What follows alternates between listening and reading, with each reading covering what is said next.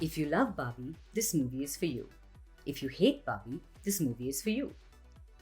That's what the Barbie movie trailer claimed, and apparently it was on point. Swarms of pink-hued crowds watched the blockbuster, digested its existential questions, and now, barely 3 weeks into its run, the movie has raked in $1 billion. Yes, a billion. Now, it's one thing to look like $1 million, another to make a billion, especially in the film industry, where just about 50 films have hit the mark. And in the industry of Hollywood, only a few people have solo directed a billion-dollar movie.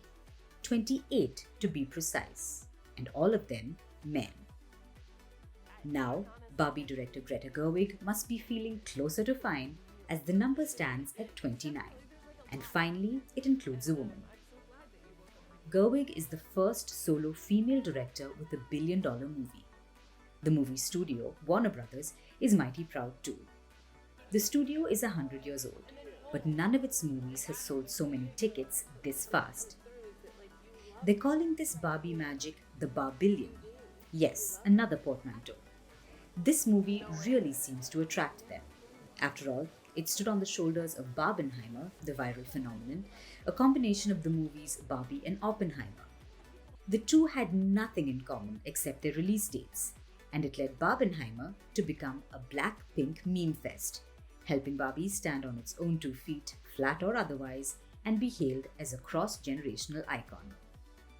And I've been really excited about the Barbie movie. It was my whole childhood growing up, and I think it's really special that I can share it with my daughter now, and then my friend and her daughter. So I really wanted to come for the nostalgia, and I love that Barbie's still just a big icon in everybody's lives. Now, Barbie has disproved a famous movie myth, a stubborn one, that films made by women, starring women, for women, usually fail, that they have a limited appeal. Critics often say women will go watch a so-called guy movie, but not vice versa. Barbie challenges that notion. So do a couple of other movies, like Wonder Woman. It released in 2017 and collected over $800 million worldwide. Or Captain Marvel in 2019. It took in $1.1 billion. Also, don't forget Twilight of the Spider Monkey fame. It collected over $400 million and started a franchise.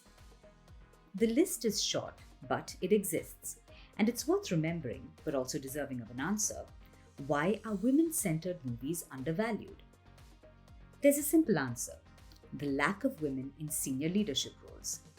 When men are in senior positions, they lean into their own experiences as anyone would. So when writing about women, they rely on stereotypes. If something fails once, they hesitate to take risks. Now, don't get us wrong. Men did help cement Barbie's success, like the Mattel chief, Ynon Krebs, who allowed the movie to satirize his company and its best toy.